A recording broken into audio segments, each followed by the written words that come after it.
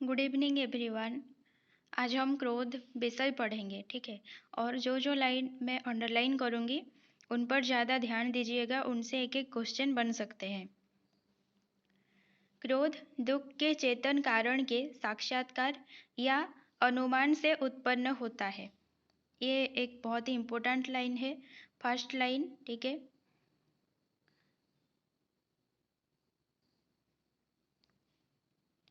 क्रोध किसके चेतन कारण के साक्षात्कार या अनुमान से उत्पन्न होता है? उत्तर क्या होगा? दुख के, ठीक है। अगर पूछे कि दुख के चेतन कारण के साक्षात्कार या अनुमान से क्या उत्पन्न होता है, तो क्रोध उत्पन्न होता है। चेतन कारण के साक्षात्कार या अनुमान से, ठीक है। साक्षात्कार के समय दुख और उसके कारण के संबंध का परिज्ञान आवश्यक है। यह भी एक क्वेश्चन है, पूछता है कि साक्षात्कार के समय दुख और उसके कारण के संबंध का ड्यास आवश्यक है। तो यहाँ पर याद रखिएगा ये वर्ड परिज्ञान, ठीक है। परिज्ञान यहाँ पर इम्पोर्टेंट है। 3-4 महीने के बच्चे को कोई हाथ उठाकर मार दे तो उसने हाथ उठाते तो देखा है, पर अपनी पीड़ा और उस हाथ उठाने से क्या संबंध है यह वो नहीं जानता है। अगर हम किसी बच्चे को 3-4 महीना हुआ है, ठीक है, एक छोटा सा बच्चा है, उसको मारेंगे तो वो क्या करता है, वो आंखों से देखता है कि हमने उस पर हाथ उठाया और एक जो चांटा लगा उसके गाल पर तो उसको कष्ट हुआ, ठीक है। वो ये देखता है कि हमने उसको मारा हाथ उठाकर, उसके बाद उसको ये फील होता है कि दर्द हुआ। क्यों? क्योंकि हमने उसको चांटा लगाया था। लेकिन उसको ये नहीं पता चलता है कि हम जो हाथ उठाए और उसको जो दर्द हुआ उसके उन दोनों के बीच में संबंध क्या है, ये उसको पता नहीं चलता है क्योंकि बच्चा छोटा है, 3-4 महीने का है, ठीक है। अतः वो केवल रोकर अपना दुख मात्र प्रकट कर देता है। तो 3-4 महीने का जो बच्चा होता है वो अपना दुख कैसे प्रकट करेगा? रोकर, सिर्फ रोता है, ठीक है। दुख के कारण को स्पष्ट धारणा के बिना क्रोध का उदय नहीं होता। यहाँ पर दुख के कारण के होगा, ठीक है। दुख के कारण के स्पष्ट धारणा के बिना क्रोध का उदय नहीं होता है। तो देखिए, क्रोध तब तक नहीं होगा जब तक हमें जो दुख हुआ है उस दुख का क्या कारण है, स्पष्ट कारण हमको पता नहीं है, तब तक हमारे अंदर क्रोध नहीं आ सकता। क्रोध कब उदय होता है? जब दुख का कारण हमें पता होता है, ठीक है। हमारे दुख का कारण हमें स्पष्ट रूप से पता होता है, तब जाके हमारे अंदर क्रोध का पैदा होता है, ठीक है।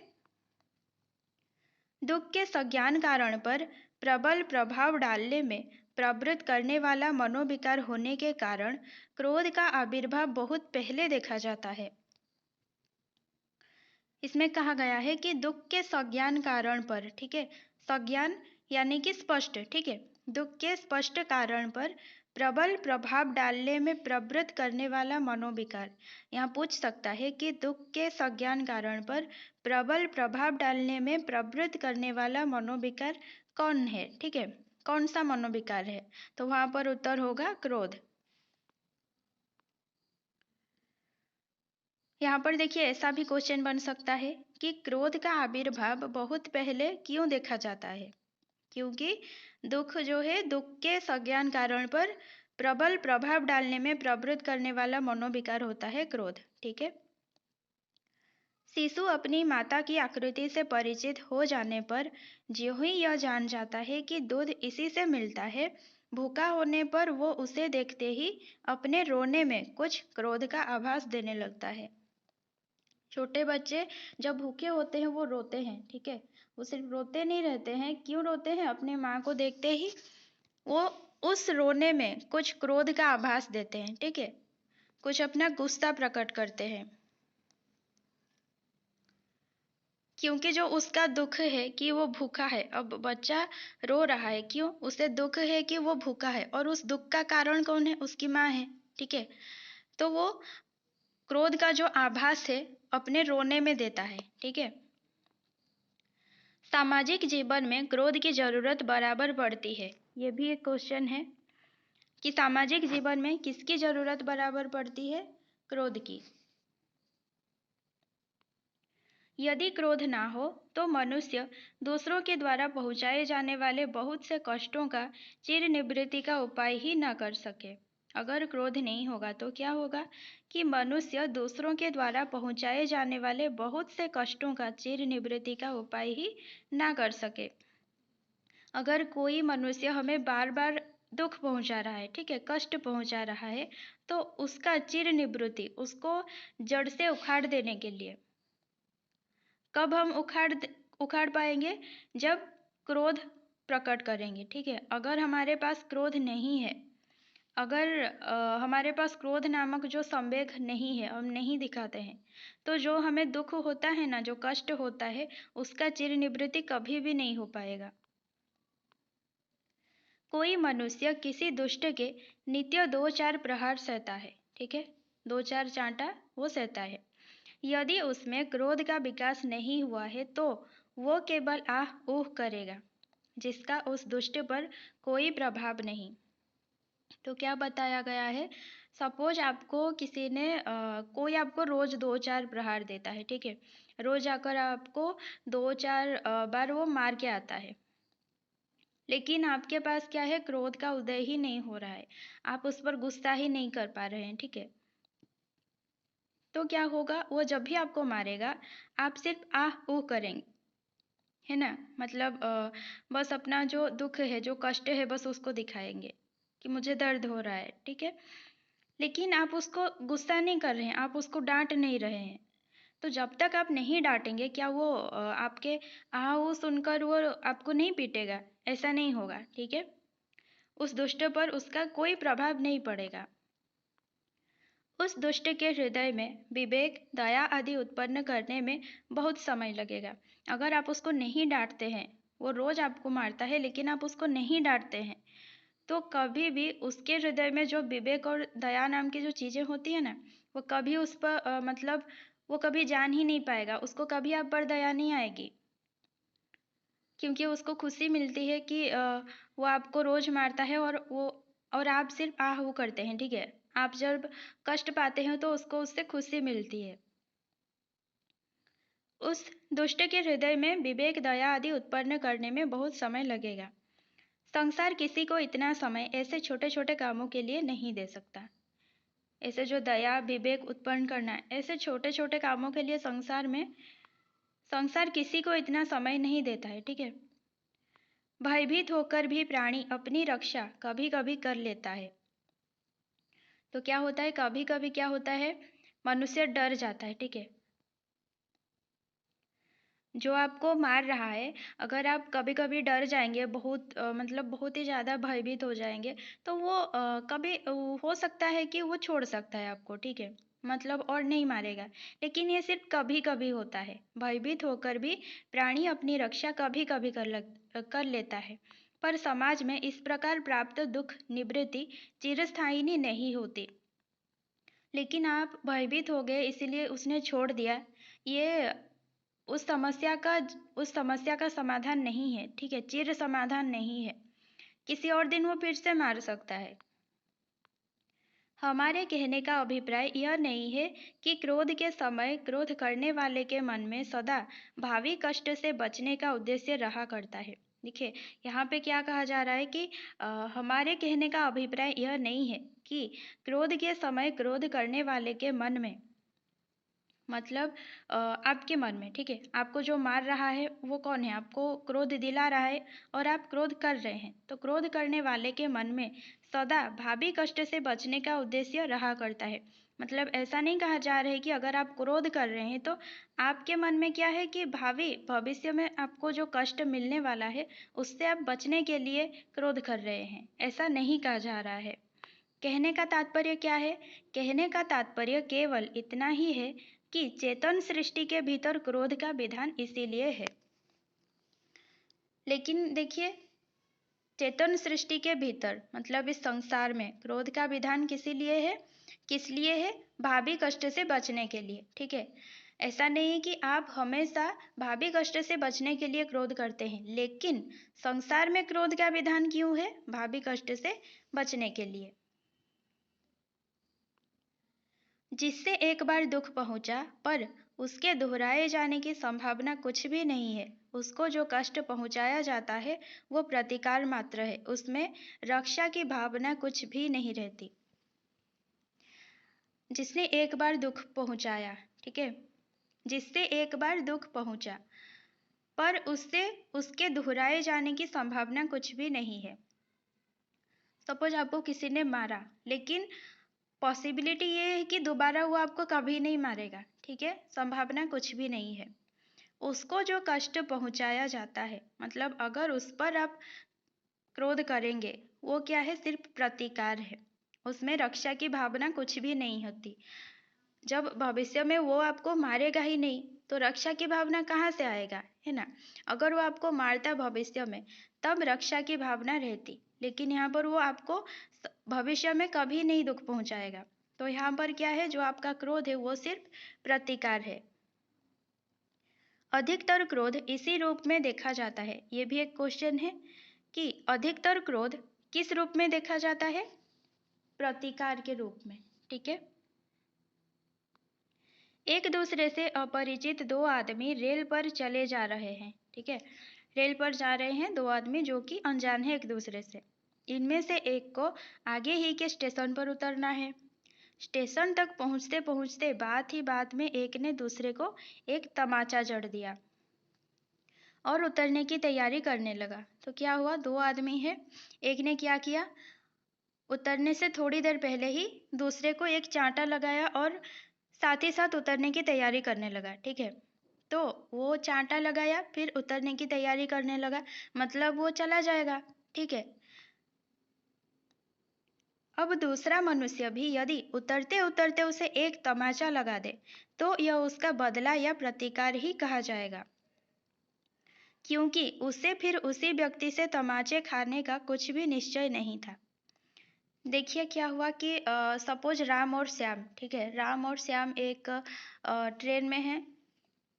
राम क्या करता है कि उसका स्टेशन आने वाला है, स्टेशन आते आते वो क्या करता है, शाम को एक तमाचा जड़ देता है, ठीक है, एक चांटा मारता है और उतरने की तैयारी करता है, मतलब उतरा नहीं है, जल्दी से उतर जाएगा, ठीक है, उतरने की तैयारी कर रहा है। अगर वो उतरते उतरते, मतलब वो उतरेगा 1 मिनट या फिर 2-4 सेकेंड तो लगेगा ना, तो उसी वक्त अगर श्याम उसको भी एक तमाचा जड़ दे तो उसे इसको क्या कहेंगे, इस क्रोध को सिर्फ प्रतिकार कहेंगे। क्योंकि देखिए स्टेशन आ गया है, राम उतर जाएगा, क्या वो दोबारा कभी श्याम को पीटेगा, नहीं। तो दोबारा राम से दुख पहुंचने की आशा जो है या फिर संभावना जो है श्याम को नहीं है। तो जब दोबारा दुख पहुंचने की कोई संभावना ना हो, वहां पर श्याम ने जो क्रोध प्रकट किया उसे कहते हैं प्रतिकार, ठीक है। जहां और दुख पहुंचने की कुछ भी संभावना होगी वहां शुद्ध प्रतिकार ना होगा, उसमें स्वरक्षा की भावना भी मिली होगी। अगर देखिए उसी वही राम और श्याम को ही देखिए, अगर राम फिर से कभी भी श्याम को पीटने की संभावना होती है, ठीक है, तब अगर श्याम मारता है राम को, मतलब राम श्याम अगर दोस्त हैं, श्याम को लगता है कि नहीं कभी भी वो मुझे फिर से मार सकता है क्योंकि उसका रोज आना जाना चलता है, मतलब कुछ संभावना है कि राम फिर से मारे श्याम को, तब अगर श्याम क्रोध प्रकट करता है, ठीक है, उसे शुद्ध प्रतिकार नहीं कहेंगे। शुद्ध प्रतिकार कब कहेंगे, जब कभी भी राम श्याम को दोबारा कष्ट पहुंचाने की संभावना ना हो, ठीक है, उसमें स्वरक्षा की भावना भी मिली होती, यानी कि वो खुद को रक्षा करने की भावना भी वो सोचता है, ठीक है, जो शुद्ध प्रतिकार नहीं होता है। हमारा पड़ोसी कई दिनों से नित्य आकर हमें दो चार टेढ़ी सीधी सुना जाता है, ठीक है, कोई आंटी आती है, रोज कुछ ना कुछ बोल के चली जाती है। यदि हम एक दिन उसे पकड़कर पीट दें तो हमारा यह कर्म शुद्ध प्रतिकार ना कहलाएगा, क्योंकि हमारी दृष्टि नित्य गालियां सहने के दुख से बचने के परिणाम की ओर भी समझी जाएगी। यहाँ पर देखिए आंटी क्या कर रही हैं, रोज आकर 2-3 बातें सुना के चली जा रही हैं। अगर आपने क्या किया, एक दिन आंटी को पकड़ के जोर मतलब जितना भी आपके अंदर क्रोध है ना, जितना भी आपको दुख पहुंचा है जो आंटी की बातों से, आपने सबका क्या किया, बहुत सारे प्रहार दिए, ठीक है, प्रहार जड़ दिए आंटी के ऊपर। तो उसे कभी भी शुद्ध प्रतिकार नहीं कहा जाएगा। क्यों? क्योंकि देखिए आप उनको क्यों मारे, आंटी को मारे क्यों? ताकि आंटी मतलब जो बातें बोल रही हैं कमेंट, ठीक है, उन सब से बचने के लिए आप इसीलिए पीट रहे हैं, ताकि आंटी जो है दोबारा नहीं बोले, ठीक है, ताकि आपको रक्षा मिले उनसे। तो यहाँ पर क्या है, आप अपनी रक्षा कर रहे हैं आंटी से, लेकिन आंटी दोबारा बोलने की संभावना तो है, ठीक है। तो यहाँ शुद्ध प्रतिकार ये नहीं कहलाएगा, क्योंकि गालियां सहने के दुख से बचने के परिणाम की ओर भी समझी जाएगी। इन दोनों दृष्टांतों को ध्यानपूर्वक देखने से पता लगेगा कि दुख से उद्विग्न होकर दुखदाता को कष्ट पहुंचाने की प्रवृत्ति दोनों में है। ये जो ट्रेन वाला इंसिडेंट और ये जो आंटी वाली है, ठीक है, आंटी वाली इंसिडेंट, इन दोनों को अगर देखेंगे तो क्या पता लगेगा कि दुख से उद्विग्न होकर दुखदाता को कष्ट पहुंचाने की प्रवृत्ति दोनों में है। दुख से उद्विग्न होकर कौन, उधर राम श्याम में राम, ठीक है, राम को दुख मिला, और यहाँ पर आंटी और आप में आपको दुख मिला, ठीक है। तो श्याम और आप दोनों दुखदाता हैं, आप क्या है, दुख से उद्विग्न हुए हैं, ठीक है। और दुखदाता एक तो राम है और इधर आंटी है, ठीक है। दुखदाता को कष्ट पहुंचाने की प्रवृत्ति दोनों में है। तो आप और श्याम दोनों ही दुखदाता को, राम और आंटी को कष्ट पहुंचाने की सोच रहे हैं, ठीक है, पर एक से वो परिणाम आदि का विचार बिल्कुल छोड़े हुए हैं। यहाँ पर देखिए जो लिखा है, पर एक से वो परिणाम आदि का विचार बिल्कुल छोड़े हुए हैं, मतलब जो श्याम है, ठीक है, वो परिणाम का विचार बिल्कुल छोड़ दिया है, ठीक है, कि क्या होगा क्या नहीं वो छोड़ दिया है, लेकिन दूसरे में कुछ लिए हुए। लेकिन आप क्या कर रहे हैं, आप क्यों आंटी को मार रहे हैं? ताकि वो फिर से ना मारें, मतलब फिर से वो कमेंट ना करें आपके ऊपर, ठीक। इनमें से पहले दृष्टांत का क्रोध उपयोगी नहीं दिखाई पड़ता। पहले दृष्टांत यानी कि रेल में जो राम श्याम का दृष्टांत, वो क्रोध उपयोगी नहीं दिखाई पड़ता। क्यों? राम तो उतर गया, वो फिर कभी मारेगा नहीं श्याम को, तो श्याम का क्रोध करना वहां पर उपयोगी नहीं है। अगर राम फिर से कभी मारता, मारने की संभावना रहता, तो श्याम अगर क्रोध करता तो वो उपयोगी होता, ठीक है। पर क्रोध करने वाले के पक्ष में उसका उपयोग चाहे ना हो, पर लोक के भीतर वो बिल्कुल खाली नहीं जाता। लेकिन देखिए अगर वहां पर श्याम ने क्रोध प्रकट नहीं किया, अगर करता भी, तो क्या होता, उसके लिए उपयोगी ना सही, जो क्रोध वो दिखाता राम को, राम के उतरते उतरते एक तमाचा राम को भी लगाता, तो वो क्रोध श्याम के लिए उपयोगी नहीं था, लेकिन ट्रेन में बैठे हुए बाकी लोगों के लिए तो उपयोगी होता, क्योंकि वो लोग सीखते उससे, है कि नहीं। दुख पहुंचाने वाले से हमें फिर दुख पहुंचने का डर ना सही, पर समाज को तो है। जो राम श्याम को एक तमाचा जड़ के उतरने की सोचा, वो भले ही श्याम को फिर दोबारा ना मारे, लेकिन ट्रेन में वो कभी भी किसी और को तो मार सकता है कि नहीं। वो किसी और को दुख पहुंचा सकता है, समाज में किसी को भी।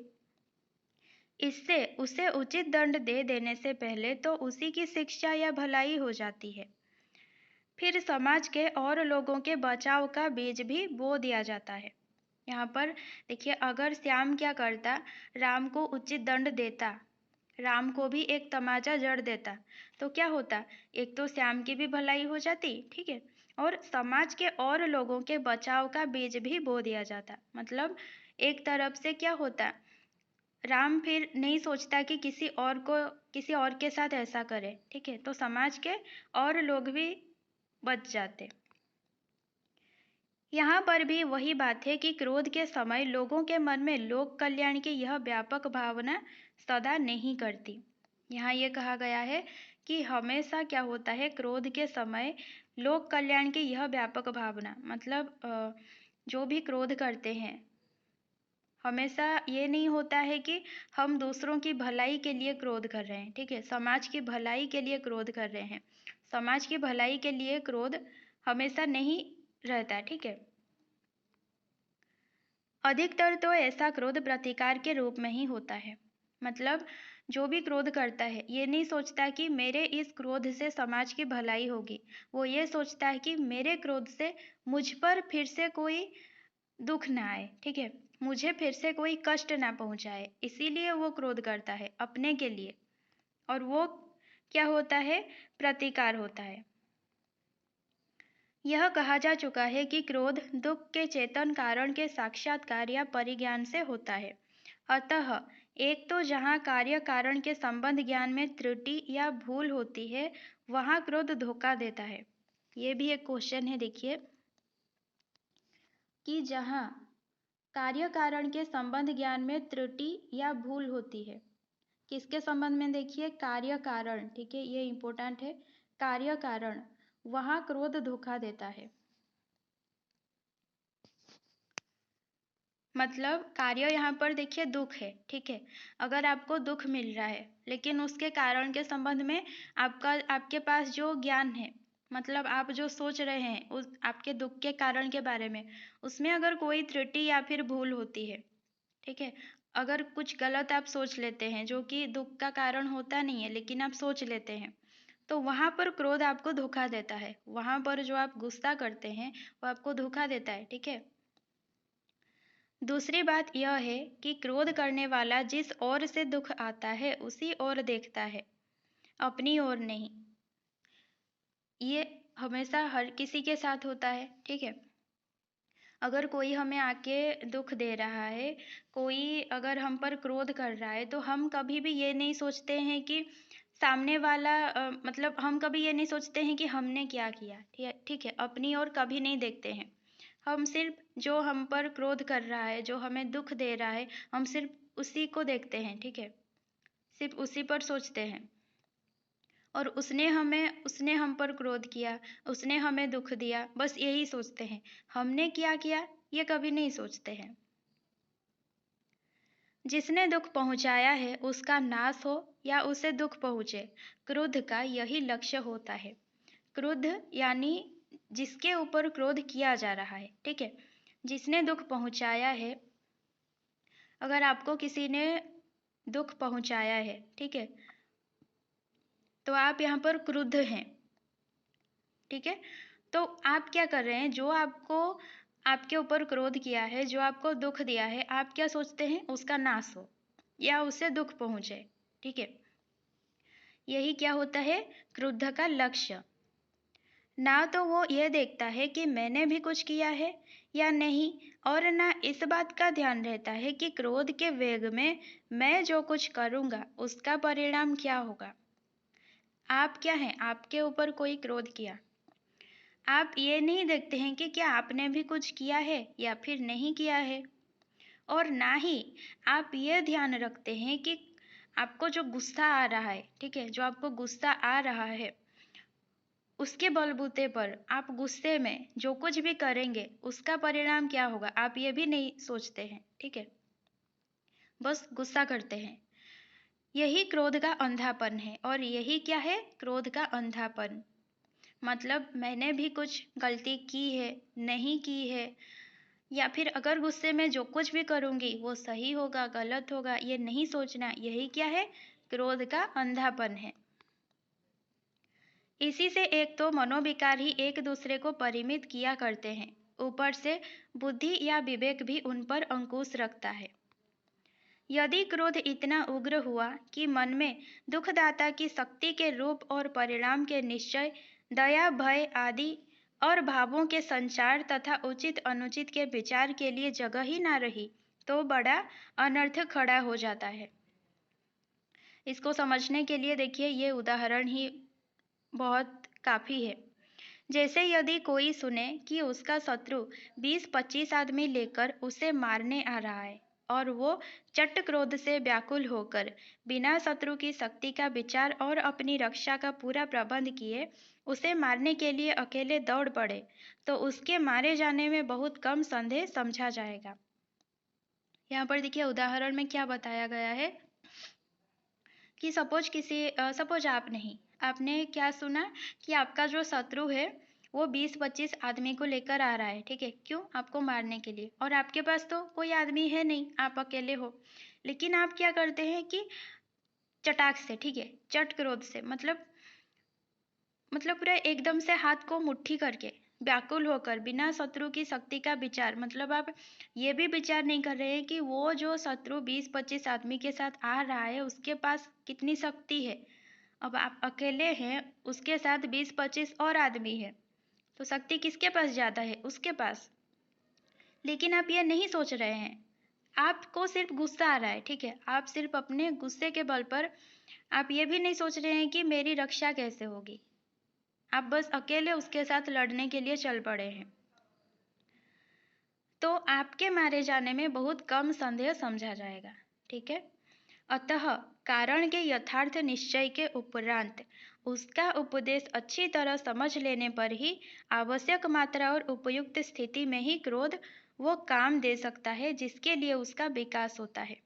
क्रोध देखिए कब काम देता है, जो गुस्सा आपका कब ठीक तरह से काम देगा, जब आपको जो दुख पहुंचा है उस दुख के कारण के यथार्थ निश्चय, ठीक है? पहले तो उस कारण को ढूंढिए कि वास्तव में आपको दुख क्यों पहुंचा, उस कारण को ढूंढिए।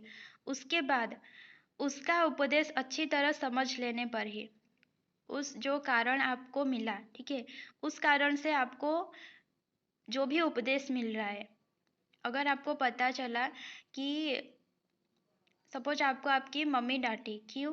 क्योंकि आपने पढ़ा नहीं था, ठीक है? तो आपको ठीक से पता चला कि जो आपको मम्मी डांटी तो आपको दुख हुआ, तो आपके दुख का कारण क्या है? क्योंकि आपने नहीं पढ़ा था। तो उस कारण क्या है कि आपने नहीं पढ़ा था। अब उसी से आपको क्या उपदेश मिला कि भविष्य में मुझे पढ़ना है ताकि मम्मी नहीं डांटे, ठीक है? उस उपदेश को अगर आप अच्छी तरह से समझ जाएं, तब जाके जो क्रोध है, क्रोध जो मनोविकार है, आवश्यक मात्रा और उपयुक्त स्थिति में काम देगा, ठीक है? अगर आप कारण को नहीं सोचेंगे, कारण को नहीं ढूंढेंगे, कारण से क्या आपको उपदेश मिला ये भी नहीं सोचेंगे, ठीक है? तो क्या करेंगे आप? चट से मम्मी के ऊपर क्रोधित हो जाएंगे, जो कि सही नहीं है, ठीक है? तो हमेशा कारण को ढूंढना है, उसके बाद उसका उपदेश समझ लेना है।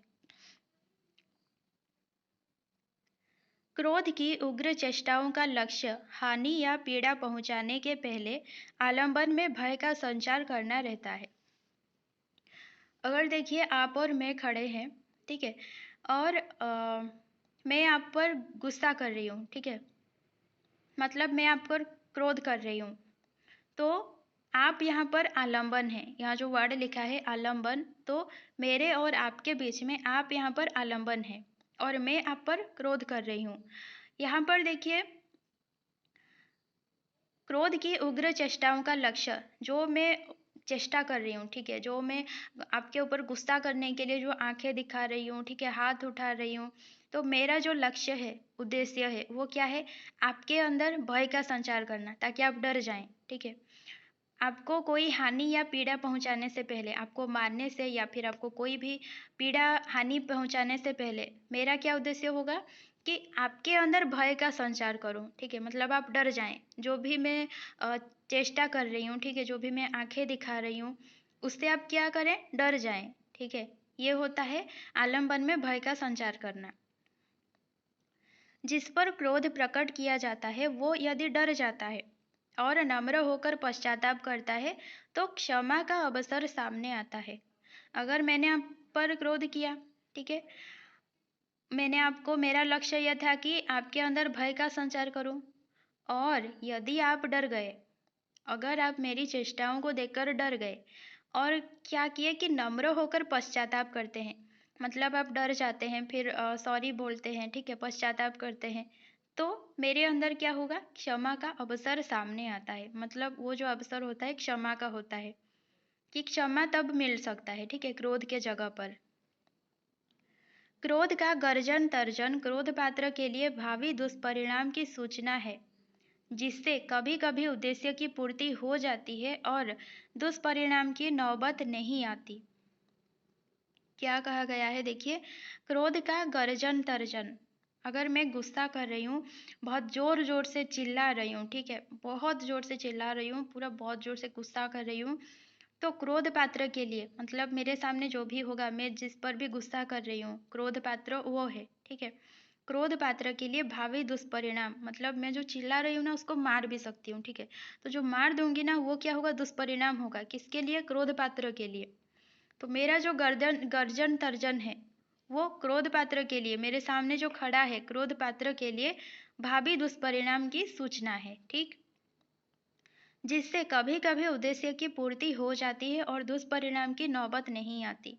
यानी कि जो अगर क्रोध का गर्जन तर्जन मैं जो चिल्ला रही हूँ उससे क्या होता है, कभी कभी उद्देश्य की पूर्ति हो जाती है, ठीक है। मैं जिसके लिए भी क्रोध कर रही हूँ वो उद्देश्य पूर्ति हो जाती है। अगर कोई मेरे सामने बैठकर नहीं पढ़ रहा है, ठीक है, मैं बहुत ज़ोर से चिल्ला रही हूँ उस पर, तो मेरी चिल्लाहट सुनकर ही वो अगर पढ़ने लगा, तो जो भावी दुष्परिणाम अगर मतलब भावी दुष्परिणाम यहाँ क्या है, जो नहीं पढ़ रहा है मैं उसको मारूंगी, तो मारना क्या है, दुष्परिणाम है। उस दुष्परिणाम से वो बच जाएगा। कब? जब मेरा जो गर्जन तर्जन है वो सुनकर वो पढ़ने के लिए बैठ जाएगा, ठीक है। तो यहाँ लिखा है जिससे कभी कभी उद्देश्य की पूर्ति हो जाती है, और अगर वो उद्देश्य पूर्ति हुआ, वो पढ़ने बैठ गया, तो मैं उसको मारूंगी नहीं, तो दुष्परिणाम की नौबत नहीं आएगी, ठीक। एक की उग्र आकृति देखकर दूसरा किसी अनिष्ट व्यापार से विरत हो जाता है या नम्र होकर पूर्वकृत दुर्व्यवहार के लिए क्षमा चाहता है। एक की उग्र आकृति देखकर मतलब जो मैं गर्जन तर्जन की, मेरी जो उग्र आकृति, ठीक है, उसको देखकर किसी अनिष्ट व्यापार से विरत हो जाता है। मतलब जो सामने वाला है वो पढ़ाई नहीं कर रहा था, ठीक है, वो नहीं पढ़ रहा था, मोबाइल देख रहा था, तो वो क्या है, अनिष्ट व्यापार है, उससे वो विरत हो जाता है, मतलब मोबाइल देखना छोड़ देता है, ठीक है, अलग हो जाता है। या नम्र होकर पूर्वकृत दुर्व्यवहार के लिए क्षमा चाहता है, या फिर वो सॉरी बोलता है, ठीक है, वो पढ़ाई नहीं कर रहा था उसके लिए वो सॉरी बोलता है।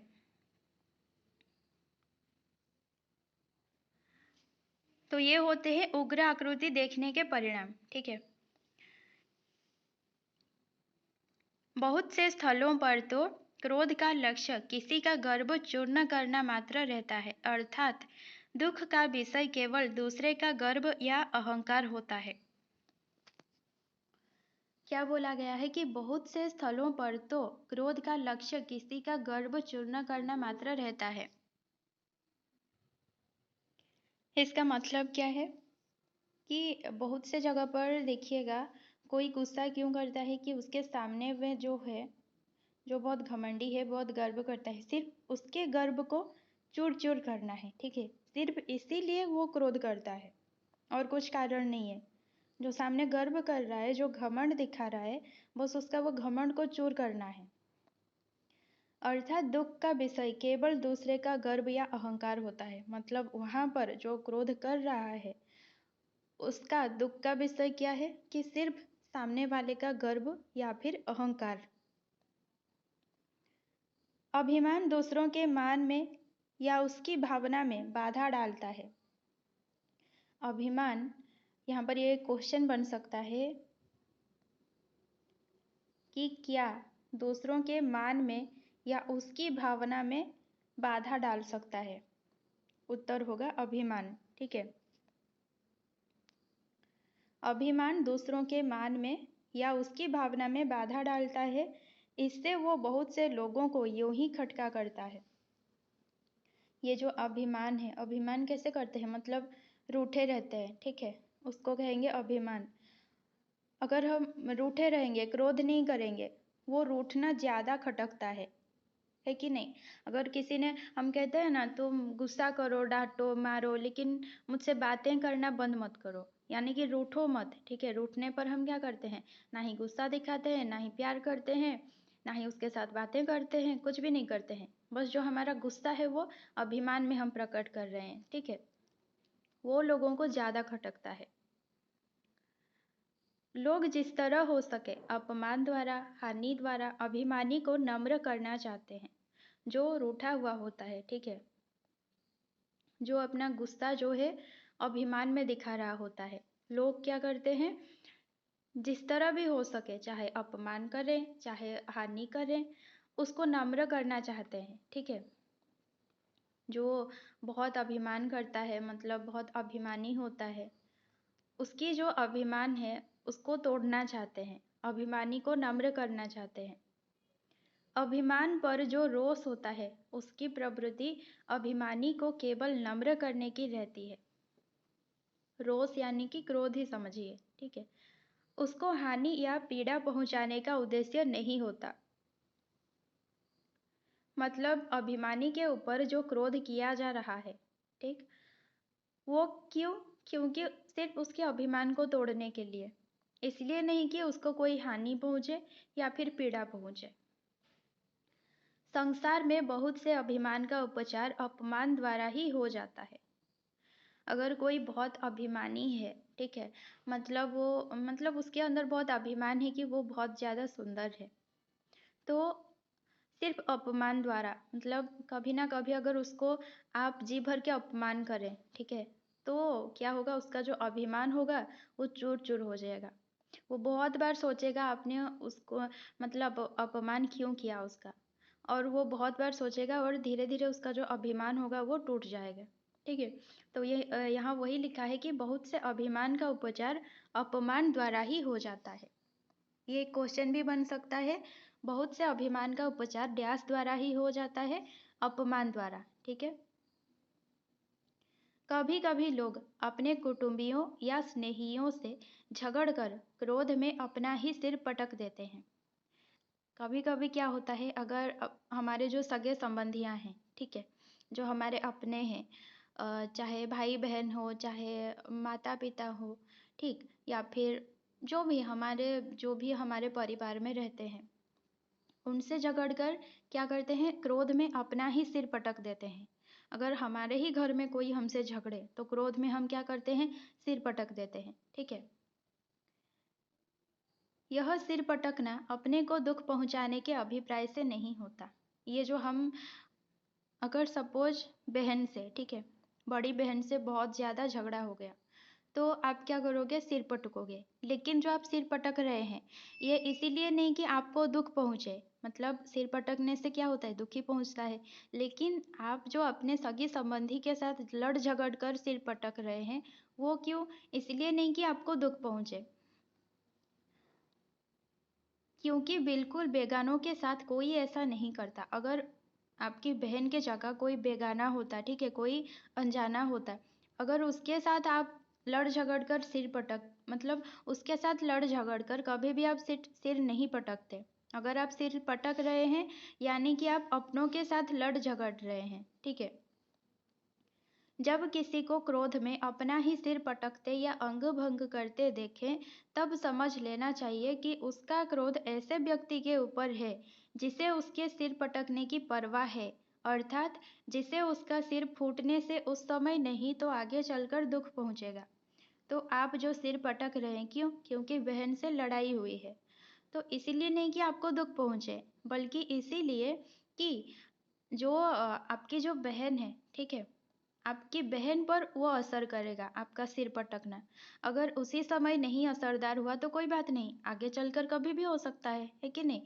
देरी से हो सकता है मगर होगा जरूर, क्योंकि वो आपकी अपनी बहन है। क्रोध का वेग इतना प्रबल होता है कि कभी कभी मनुष्य यह भी विचार नहीं करता कि सुख पहुंचाया है उसमें जिसने दुख पहुंचाया है उसमें दुख पहुंचाने की इच्छा थी या नहीं।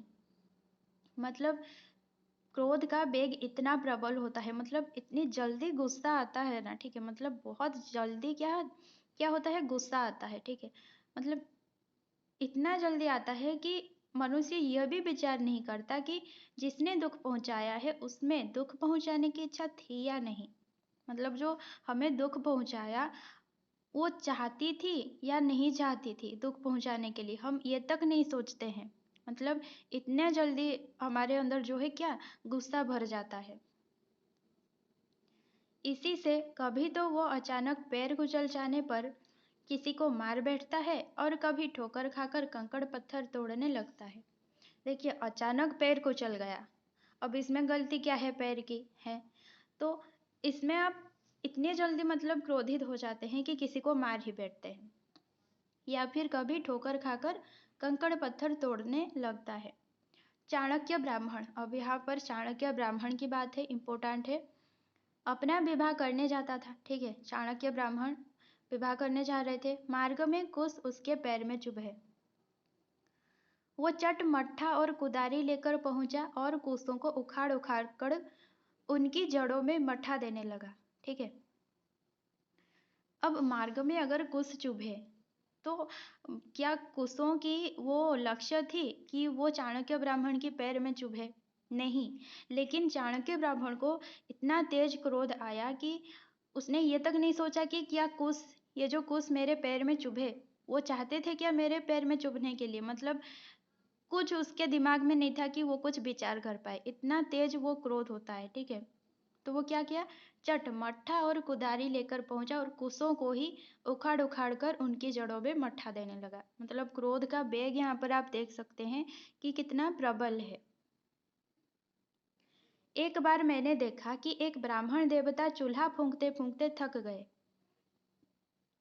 तो यहाँ पर ब्राह्मण देवता की बात है, ठीक है। क्या किए, चूल्हा फूंकते फूंकते थक गए, मतलब फूंकने से तो आग लगे क्या, है कि नहीं। जब आग न जली तब उस पर क्रोध करके चूल्हे में पानी डाल किनारे हो गए।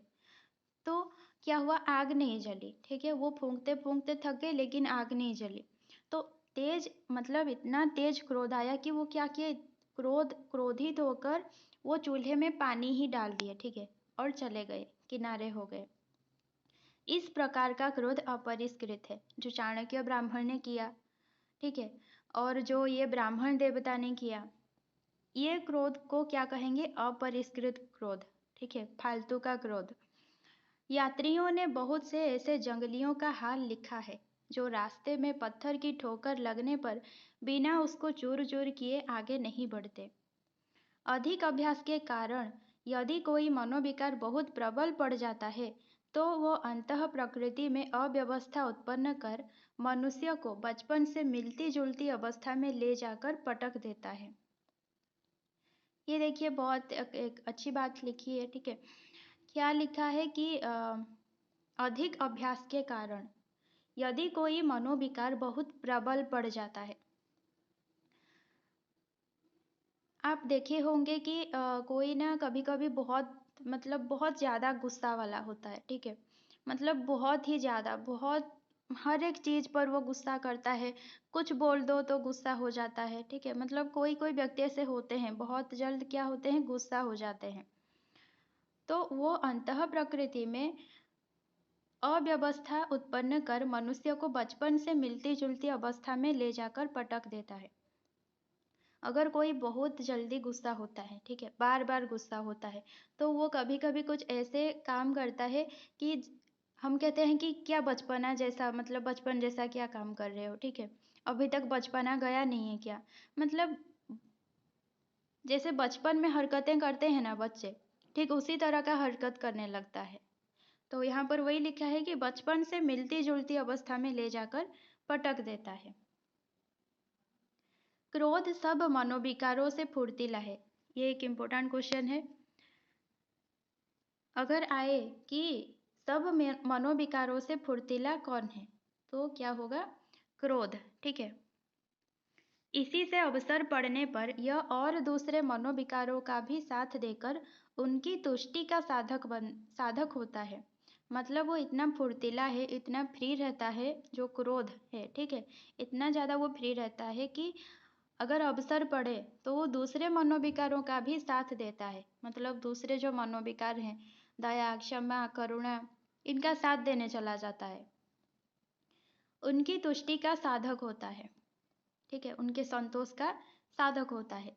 कभी वो दया के साथ कूदता है, कभी घृणा के, मतलब क्रोध क्या करता है, कभी कभी दया के साथ चला जाता है, कभी कभी घृणा के साथ चला जाता है। हम जब कभी कभी क्या होता है कि हम क्रोध में भी दया दिखाते हैं, है कि नहीं। मतलब हम क्रोधित होते हैं क्यों? किसी को दया दिखाने के लिए। हम क्रोधित होते हैं क्यों? अगर हमें घृणा आती है किसी पर, ठीक है। जब हम किसी को नफरत करते हैं, किसी से जब हम नफरत करते हैं, उसको देखते ही हमें क्रोध आता है। तो यहाँ पर क्या हुआ? घृणा का साथ किसने दिया? क्रोध ने, ठीक है। और सपोज किसी को मतलब सपोज एक कुत्ता है, ठीक है, घर का पालतू कुत्ता है, कोई उसको मार रहा है, तो कुत्ते पर हमें दया है, ठीक है, दया है इसीलिए, लेकिन वहाँ पर हम दया नहीं दिखाते हैं, क्रोध दिखाते हैं। क्यों? क्योंकि वो उसको मार रहा है, ठीक है, कोई दूसरा है जो हमारे कुत्ते को मार रहा है, तो वहाँ पर दया का साथ देता है क्रोध। एक क्रूर कुमारगी किसी अनाथ अबला पर अत्याचार कर रहा है। एक क्रूर कुमारगी है, ठीक है, एक खराब व्यक्ति है, वो एक अनाथ अबला पर, एक लड़की पर अत्याचार कर रहा है। हमारे हृदय में उस अनाथ अबला के प्रति दया उमड़ रही है। सपोज आप रास्ते में जा रहे हैं, एक लड़की है, ठीक है, उसके साथ कोई नहीं है, वो अकेली है, बेचारी है, उसको कोई मतलब अत्याचार कर रहा है, उस पर कोई अत्याचार कर रहा है, ठीक है, कोई उसके साथ छेड़छाड़ कर रहा है, तो आपके अंदर क्या होगा? दया उमड़ आएगी उस लड़की के लिए, ठीक है, मतलब आप तरस खाएंगे।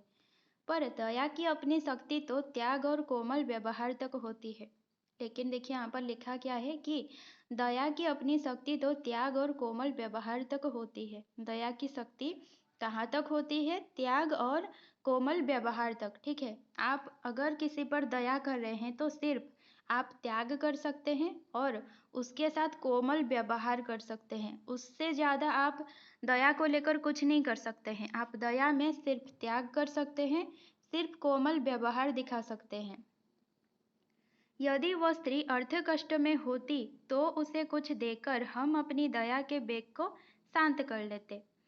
अब अगर देखिए, अगर वो स्त्री क्या है? अर्थ कष्ट में है, मतलब सपोज आप समझें कि भिखारी है, तो आप क्या करेंगे? आपको उस पर दया आया, आप क्या किए? कुछ पैसे उसके हाथ में दे दिए, मतलब उस पर दया किए, और आपका जो दया का जो बेग था, ठीक है, दया जो उमड़ रहा था, उसको आपने शांत कर लिया। पर यहाँ तो उस अबला के दुख का कारण मूर्तिमान तथा अपने विरुद्ध प्रयत्नों को ज्ञानपूर्वक रोकने की शक्ति रखने वाला है।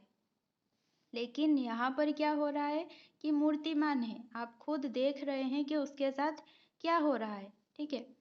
ऐसी अवस्था में क्रोध ही उस अत्याचारी के दमन के लिए उत्तेजित करता है, जिसके बिना हमारी दया ही व्यर्थ जाती। अगर आपको सिर्फ दया ही आ रहा है उस लड़की पर, तो आप कभी भी उसको बचा नहीं सकते हैं, या फिर कभी भी जो क्रूर कुमारगी है उसके साथ आप लड़ नहीं सकते हैं। आप उसके साथ कब लड़ेंगे? उस जो लड़की को आप कब बचा पाएंगे? जब क्रोध आपका साथ देगा, ठीक है, जब आप क्रोध करेंगे। अगर आप क्रोध नहीं करते हैं, सिर्फ दया दिखाते हैं, तो वो लड़की नहीं बचेगी। क्रोध अपनी इस सहायता के बदले में दया की वाहवाही को नहीं बढ़ाता। लेकिन देखिए, आपने क्रोध किया, उस लड़की को आपने बचाया, ठीक है, लेकिन लोग क्या कहेंगे कि आपने उस लड़की पर दया दिखाया। कोई नहीं कहेगा कि आपने क्रोध किया, ठीक है। तो यहाँ पर वही लिखा है कि अपनी इस सहायता के बदले में दया की वाहवाही को नहीं बढ़ाता। काम क्रोध करता है पर नाम दया दया ही का होता है, ठीक है। देखिए, आपने क्रोध किया और लड़की को बचाया, तो यहाँ पर काम किसने किया? क्रोध ने। अगर आप सिर्फ दया दिखाते तो लड़की नहीं बच पाती। लेकिन यहाँ पर नाम किसका हुआ? लोगों ने क्या कहा? आपने दया किया, तो यहाँ पर नाम हो गया दया का। लोग यही कहते हैं कि उसने दया करके बचा लिया, यह कोई नहीं कहता क्रोध करके बचा लिया, ठीक। ऐसे अवसरों पर यदि क्रोध दया का साथ ना दे तो दया अपनी प्रवृत्ति के अनुसार परिणाम उपस्थित ही नहीं कर सकती। दया की प्रवृत्ति क्या है? त्याग है, कोमल व्यवहार है। तो अपनी उस व्यवहार उसने उस प्रवृत्ति के अनुसार वो कभी भी परिणाम उपस्थित ही नहीं कर सकती थी। क्रोध शांति भंग करने वाला मनोविकार है, ये भी पूछा जाता है। शांति भंग करने वाला मनोविकार क्या है? क्रोध है। एक का क्रोध दूसरे में भी क्रोध का संचार करता है। ये भी पूछा जाता है, ठीक है, कि एक का क्रोध दूसरे में ड्यास का संचार करता है, दूसरे में भी क्रोध का संचार करता है। अगर आप किसी पर क्रोध कर रहे हैं तो ये भी होगा कि जो आप जिस पर क्रोध कर रहे हैं उसके अंदर भी क्रोध का संचार होगा, ठीक है, वो भी उसके अंदर भी गुस्सा आएगा। जिसके प्रति क्रोध प्रदर्शन होता है वो तत्काल अपमान का अनुभव करता है। अगर आपके प्रति कोई भी क्रोध का प्रदर्शन करे, कोई भी गुस्सा करे, तो आप तड़ाक से, आपको लगता है कि उसने मेरा अपमान किया, ठीक है, और इस दुख पर उसकी भी त्योरी चढ़ जाती है।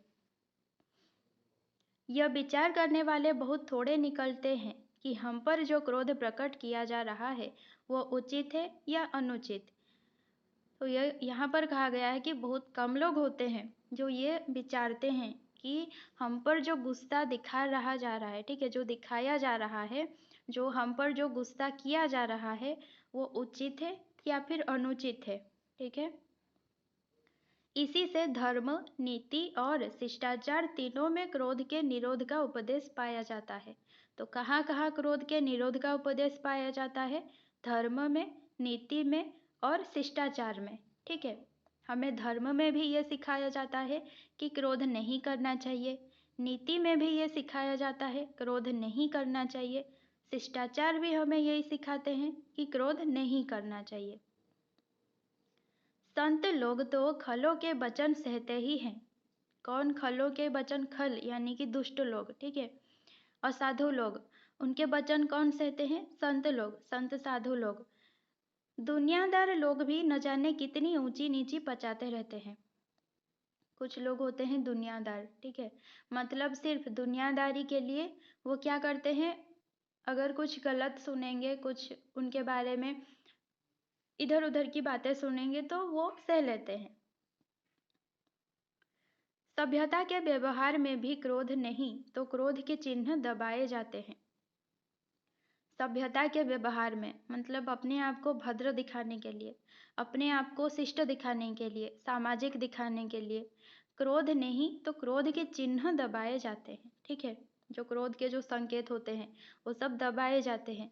इस प्रकार का प्रतिबंध समाज की सुख शांति के लिए बहुत आवश्यक है। ये जो प्रतिबंध है, ठीक है, जो क्रोध दबाने का जो प्रतिबंध है ये समाज की सुख शांति के लिए बहुत आवश्यक है। अगर सभी लोग क्रोध करना शुरू कर देंगे, ठीक है, कोई शिष्ट नहीं बचेगा, कोई भद्र व्यक्ति नहीं बचेगा, सभी लोग क्रोध ही करना शुरू कर देंगे तो क्या होगा, समाज में सुख शांति नहीं रहेगी, ठीक है। पर इस प्रतिबंध की भी सीमा है, लेकिन ये जो क्रोध को दबाया जा रहा है इसकी भी एक लिमिट है। यह परपीड़कोन्मुख क्रोध तक नहीं पहुंचता। जो क्रोध दबाया जा रहा है, ठीक है, कुछ लोग होते हैं उनको गुस्सा आता है लेकिन वो गुस्से को दबा देते हैं, इसलिए नहीं कि समाज की भलाई हो, वो इसीलिए दबाते हैं क्योंकि उनको भविष्य में कभी हानि ना पहुंचे, ठीक है, उनकी क्रोध के वजह से कभी मतलब उन पर कोई आंच ना आए, इसीलिए वो क्रोध को दबाते हैं, मतलब खुद के लिए दबाते हैं, दूसरों के लिए नहीं। अगर दूसरों के लिए करते तो पर पीड़कोन्मुख क्रोध होता, ठीक है, मतलब पर के पीड़ा, दूसरों के कष्ट के लिए, लेकिन यहाँ पर जो क्रोध दबाया जाता है वो खुद के लिए होता है। क्रोध के निरोध का उपदेश अर्थपरायण और धर्मपरायण दोनों देते हैं। क्रोध के निरोध का उपदेश कौन देते हैं? अर्थपरायण भी देते हैं, धर्मपरायण भी। जो मतलब धनी लोग होते हैं, ठीक है, वो भी बोलते हैं कि गुस्सा मत करना, शांत रहना, हल्के से काम लेना। और जो धार्मिक होते हैं वो भी बोलते हैं गुस्सा मत करना, शांत चित्त रहना, ठीक है। पर दोनों में जिसे अति से अधिक सावधान रहना चाहिए वही कुछ भी नहीं रहता। बाकी रुपया वसूल करने का ढंग बताने वाला चाहे कड़े पड़ने की शिक्षा दे भी दे, पर ध्वज के साथ धर्म की ध्वजा लेकर चलने वाला धोखे में भी क्रोध को पाप का बाप ही कहेगा।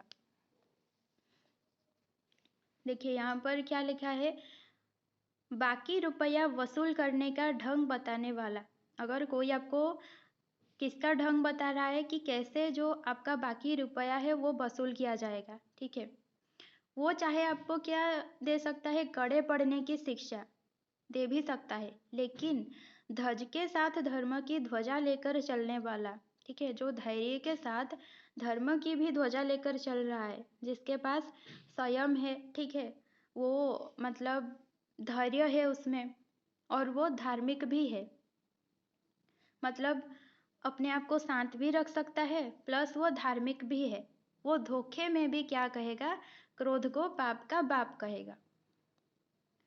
क्रोध रोकने का अभ्यास ठगों और स्वार्थियों को सिद्धों और साधकों से कम नहीं होता। देखिए, सिद्ध और साधक ये क्रोध को रोक लेते हैं, तो इन्हीं की तरह क्रोध रोकने का अभ्यास ठगों और स्वार्थियों को भी होता है। आप देखेंगे, अगर कोई ठग होगा, ठीक है, मतलब कोई अगर झूठा होगा, तो वो बहुत बार गुस्सा को अपने काबू में रख लेता है। क्यों? क्योंकि वो अपना मतलब निकालता है, ठीक है, प्यार प्यार से, मतलब प्यारे प्यारे बातें करता है। क्यों? वो अपना गुस्सा नहीं दिखाता है। और स्वार्थी भी, जो स्वार्थपर होगा, ठीक है, जो स्वार्थी होगा, चाहे आप उस पर कितना भी कुछ कह दो उसको, वो कभी आपको दोबारा पलटकर जवाब नहीं देगा। क्यों? क्योंकि उसका स्वार्थ है आप में, ठीक है। तो सिद्धों और साधकों, इन दोनों की तरह ठगों और स्वार्थियों को भी क्रोध रोकने का अभ्यास होता है, ठीक है, जिससे कुछ स्वार्थ निकालना रहता है, जिससे बातों में फंसा कर डगना रहता है, उसकी कठोर से कठोर और अनुचित बातों पर न जाने कितने लोग जरा भी क्रोध नहीं करते, पर उनका यह अक्रोध ना धर्म का लक्षण है ना साधन। क्या करते हैं, अगर आपको फंसाकर कोई आपको ठगना चाहता है, ठीक है, अगर आपसे कुछ स्वार्थ निकालना चाहता है, चाहे आप उसको मार दो, पीट दो, लात मारो, कुछ भी करो, वो कभी आपको बुरा नहीं बोलेगा, वो कभी आप पर क्रोध नहीं करेगा, ठीक है, क्योंकि आपके पास उसका स्वार्थ है। लेकिन उसका ये जो क्रोध ना करना, ये जो अक्रोध है, ना ये धर्म का लक्षण है ना साधन है, ठीक है। क्रोध के प्रेरक दो प्रकार के दुख हो सकते हैं, ये भी इम्पोर्टेंट है। क्रोध के प्रेरक कितने प्रकार के दुख हो सकते हैं? दो प्रकार के, अपना दुख, पराया दुख, ठीक है।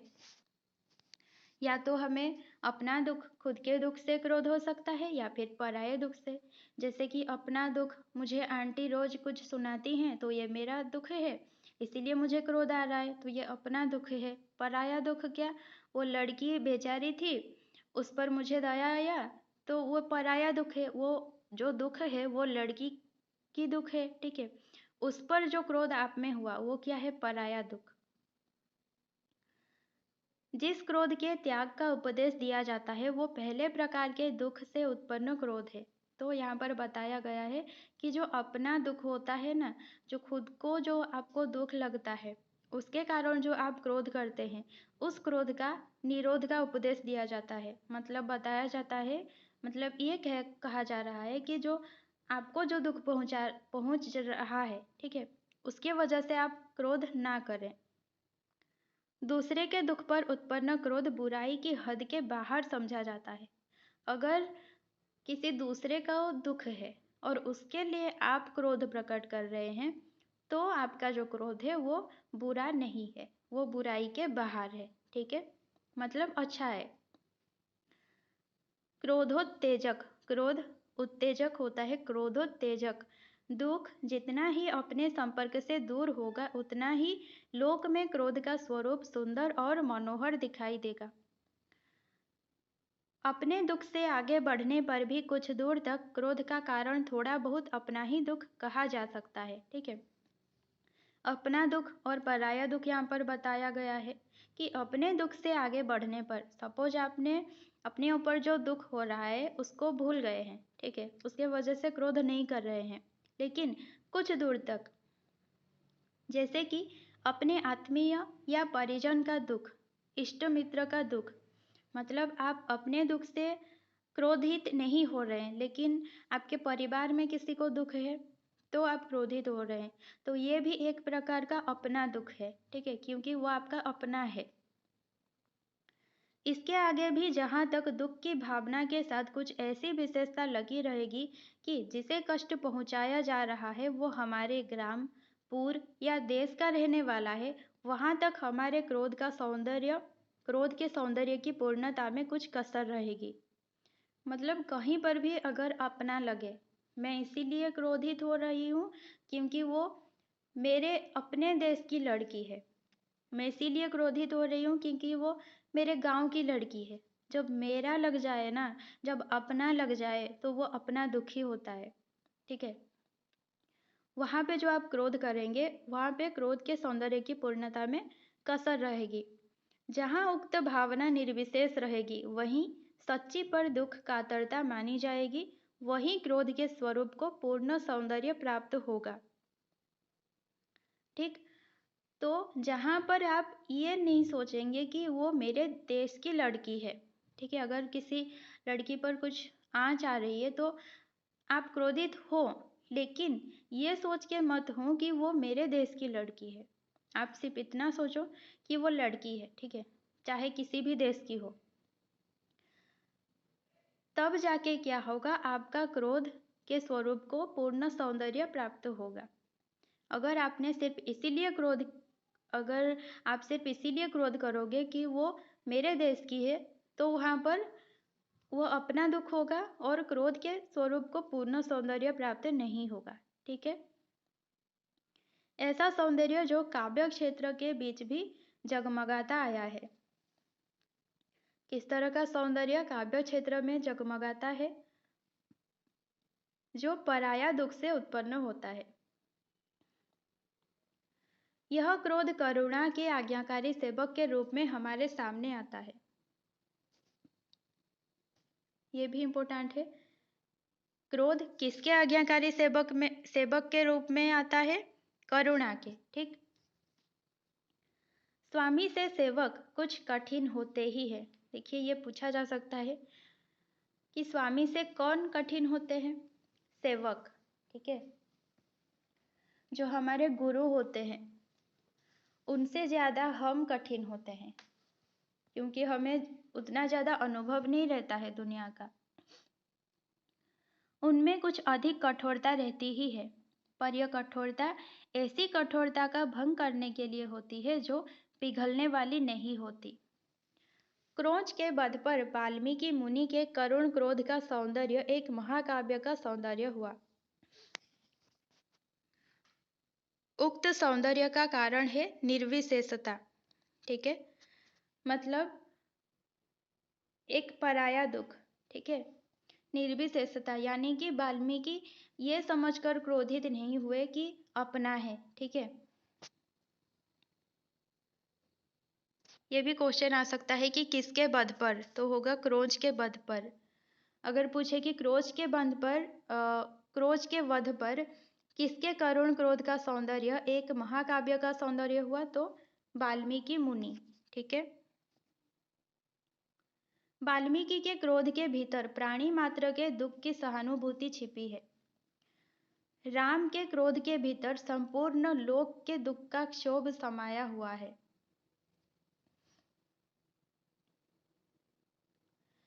क्षमा जहाँ से श्रीहत हो जाती है, वहीं से क्रोध के सौंदर्य का आरंभ होता है।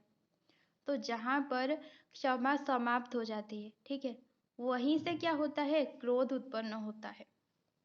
अगर बात सिर्फ यहीं तक रह जाती कि वो हमसे माफ़ी मांग लिया, हमने क्षमा कर दिया, तो वहाँ पर ख़त्म। लेकिन अगर हम क्षमा नहीं कर पा रहे हैं तो वहाँ पर क्या होगा, क्रोध आएगा, ठीक है। शिशुपाल की बहुत सी बुराइयों तक जब श्री कृष्ण की क्षमा पहुँच चुकी, तब जाकर उसका लौकिक लावण्य फीका पड़ने लगा और क्रोध की समीचीनता का सूत्रपात हुआ।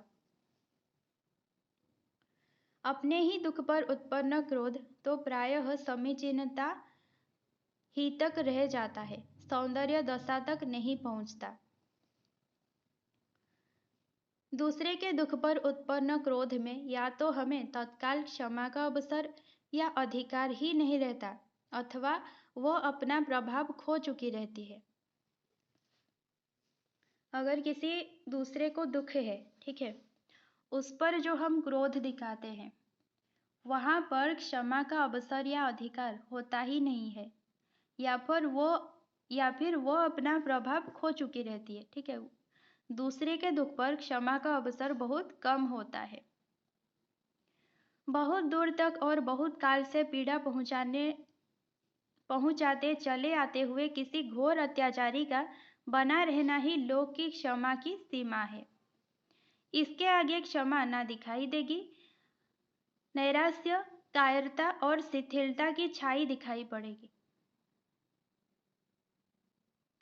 ऐसी गहरी उदासी की छाया के बीच आशा, उत्साह और तत्परता की प्रभा जिस क्रोधाग्नि के साथ फूटती दिखाई पड़ेगी, उसके सौंदर्य का अनुभव सारा लोक करेगा। राम का कालाग्नि सदृश क्रोध ऐसा ही है। वो सात्विक तेज है, तामस ताप नहीं। ये भी एक क्वेश्चन बन सकता है कि किसका कालाग्नि सदृश क्रोध सात्विक तेज है, तामस ताप नहीं? तो किसका? राम का। दंड कोप का ही एक विधान है। ये भी क्वेश्चन बन सकता है कि कोप का विधान क्या है? दंड है, ठीक है। राजदंड राजकोप है, जहाँ कोप लोककोप और लोककोप धर्मकोप है। राजकोप धर्मकोप से राज्य एकदम भिन्न दिखाई पड़े, वहां उसे राजकोप ना समझकर कुछ विशेष मनुष्य का कोप समझना चाहिए।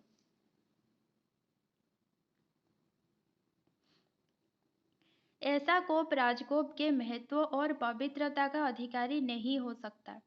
उसका सम्मान जनता अपने लिए आवश्यक नहीं समझती। बैर क्रोध का अचार या मुरब्बा है। अगर किसी को वाल्मीकि क्रोंच की कहानी मालूम है या फिर शिशुपाल की कहानी मालूम है, तो वो कमेंट में शॉर्ट में जरूर लिखे, ठीक है, शॉर्टकट में। देखिए, ये क्वेश्चन आ सकता है, आता भी है। क्रोध का अचार या मुरब्बा गैस है, बैर है। जिससे हमें दुख पहुंचा है, उस पर यदि हमने क्रोध किया और यह क्रोध यदि हमारे हृदय में बहुत दिनों तक टिका रहा, तो वो बैर कहलाता है।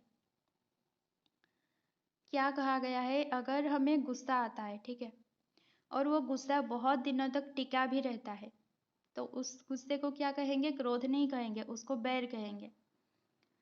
स्थायी रूप में टिक जाने के कारण क्रोध का वेग और उग्रता तो धीमी पड़ जाती है, पर लक्ष्य को पीड़ित करने की प्रेरणा बराबर बहुत काल तक हुआ करती है।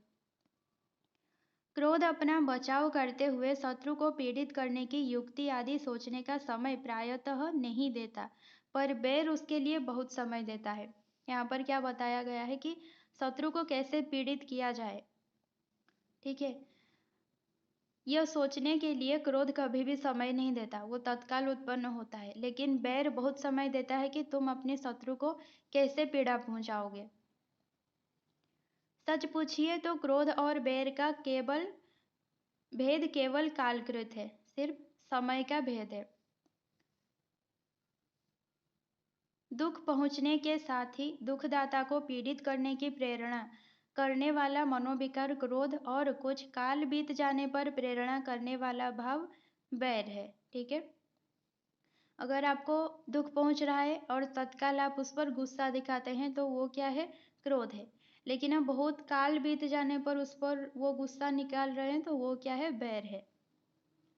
किसी ने आपको गाली दी, ठीक है, यदि आपने उसी समय उसे मार दिया तो आपने क्रोध किया। आपको किसी ने गाली दी, तत्काल आपने तड़ाक से उसके गाल पर बजाया, वो क्या है? क्रोध है। मान लीजिए कि वो गाली देकर भाग गया और 2 महीने बाद आपको कहीं मिला, तो यहाँ पर वो गाली दिया, भाग गया, आपने उसको मार नहीं पाया है, ठीक है, लेकिन 2 महीने बाद आप उसको मिल रहे हैं। अब यदि आपने उससे बिना फिर गाली सुने मिलने के साथ ही उसे मार दिया, तो यह आपका बैर निकालना हुआ। उसने आपको मारा था, फिर भाग गया था, तो गुस्सा तो है आप में, ठीक है। दोबारा जब 2 महीने के बाद आप उसे देख रहे हैं, तो वो कुछ बोले उससे पहले आपने उसको तड़ाक से लगा दिया, ये क्या है? बैर है, ठीक है। इस विवरण से स्पष्ट है कि बैर उन्हीं प्राणियों में होता है जिनमें धारणा अर्थात भावों के संचय की शक्ति होती है। मतलब आप 2 महीनों से गुस्सा जो था आपका उसके लिए उसको संचित कर रहे थे, ठीक है। पशु और बच्चे किसी से बैर नहीं मानते, मतलब वो कभी भी याद नहीं रखते हैं कि कोई हमको क्या बोला था।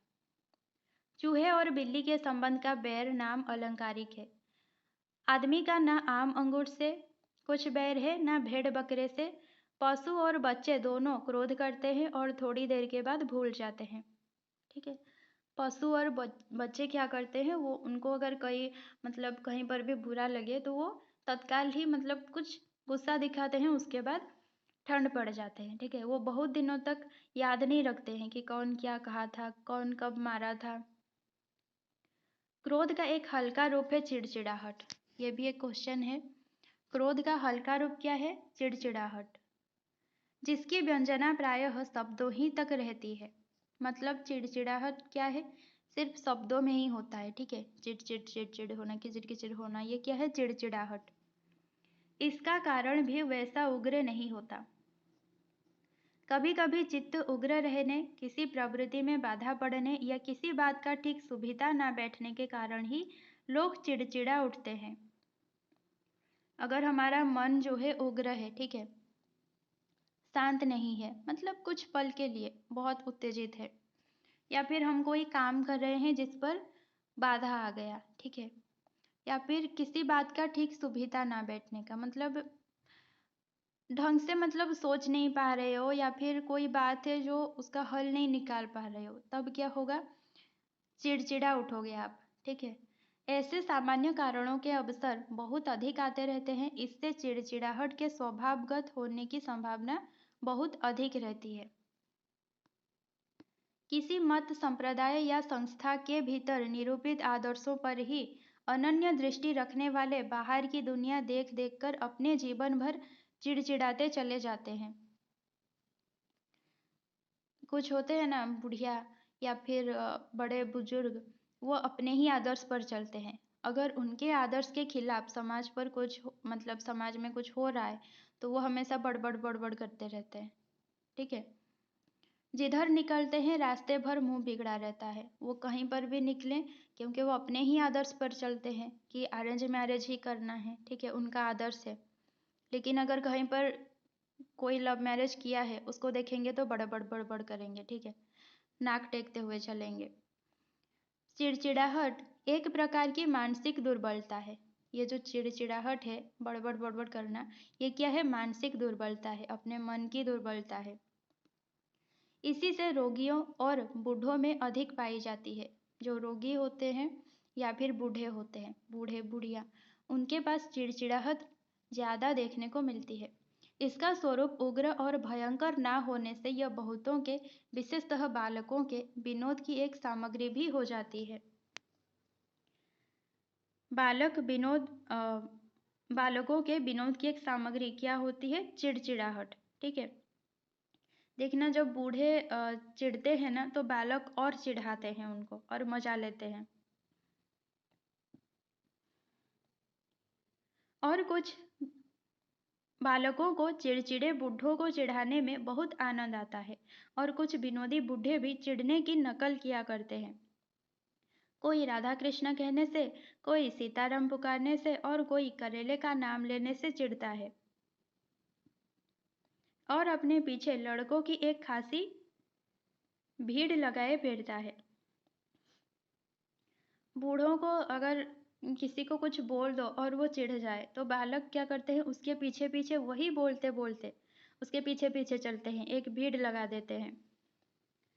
जिस प्रकार लोगों को हंसने के लिए कुछ लोग मूर्ख या बेवकूफ बनते हैं, उसी प्रकार चिड़चिड़े भी। मूर्खता मूर्ख को चाहे रुलाए पर दुनिया को तो हंसाती ही है, ठीक है।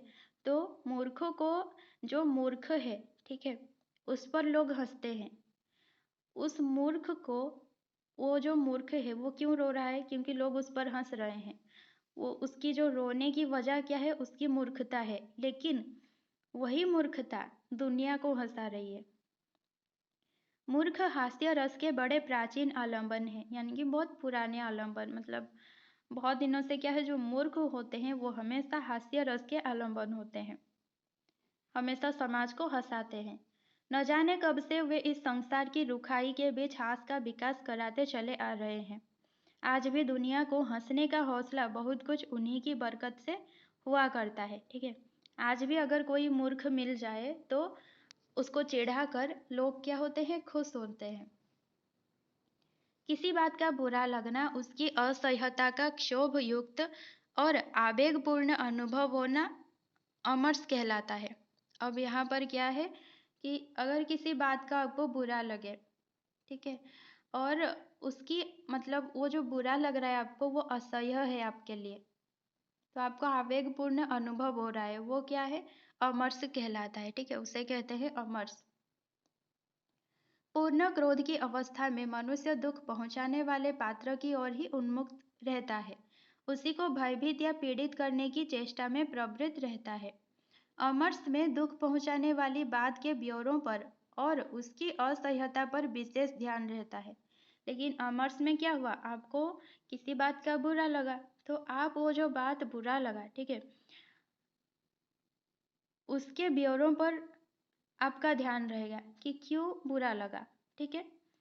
इसकी ठीक व्यंजना ऐसे वाक्यों में समझनी चाहिए, तुमने मेरे साथ यह किया वो किया, अब तक तो मैं सहता आया, अब नहीं सह सकता।